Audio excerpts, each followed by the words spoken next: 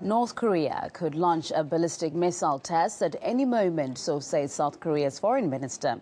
Japan's echoed that worry, adding that at least one ballistic missile is ready for blast-off from North Korea's east coast.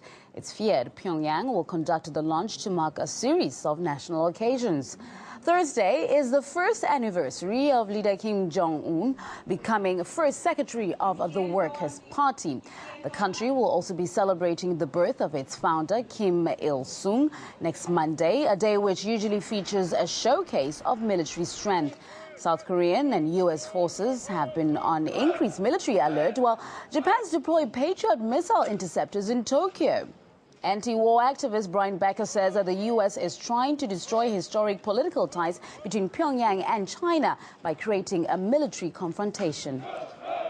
I personally believe it was very regrettable that the United Nations Security Council adopted a resolution putting all of the blame and the onus on North Korea and imposing economic sanctions. I believe the United Nations has to be independent of the United States if it's going to be really a force for peace. If it serves just as a fig leaf for the United States, then the United States will use the UN, as it did in 1950, to launch its own aggression against Korea. The Obama administration has taken the Bush administration policy of provocation, escalation, increased tension to a whole new level. They want to create pressure on China to break China away from its historic relationship with North Korea. By creating a military confrontation or a near confrontation, the United States is saying to the Chinese, look, the stakes are very high. Time for you to change. Time for you to abandon your ally in North Korea. And I think they think that could be the prescription, the precursor to regime change in North Korea, if they could break China away. China doesn't want to do that, although you can see a debate going on right now within the Chinese establishment. The UN's worried that any wrong steps in the crisis could spin the situation on the Korean peninsula out of control. But the organization is failing to bring the sides to the negotiating table, raising questions over its influence of usefulness as an international peace broker. RT's Kevin Owen and Ivor Crotty broke down the diplomatic side of the issue. On the one hand, we've got a rogue state operating, a de facto nuclear state operating with a bomb.